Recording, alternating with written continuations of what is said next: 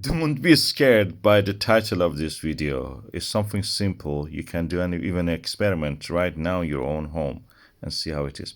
We see these vibrations, oscillations as we call it, or pulsations, some have called it, in the tremors in the magma from the volcano, Fagradalsfjall volcano. What's the meaning of them is that the bubbles, bursting of bubbles, is increasing and decreasing. The size difference, of course, is a matter here. And there is a simple way to show that.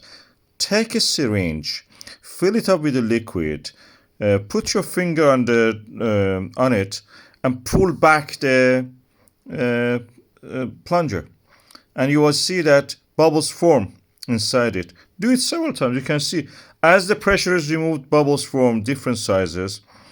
And this is the reason that in the Reykjanes Peninsula we have these tremors.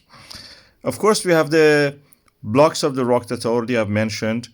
This is a VIP hill and the surrounding areas. They're falling down.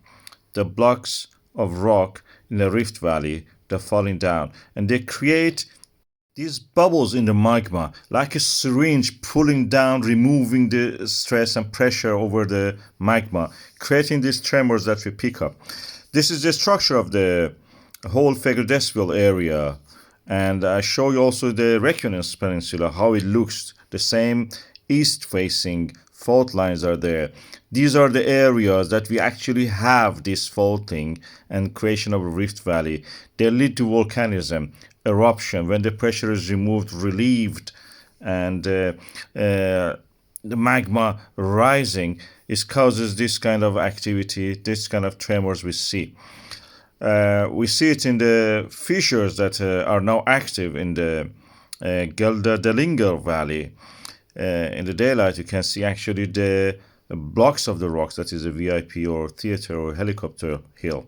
These are moving downward, and in the Geldingadalir valley, they create this bubbling of the magma coming out in the form of the fissure lavas we see.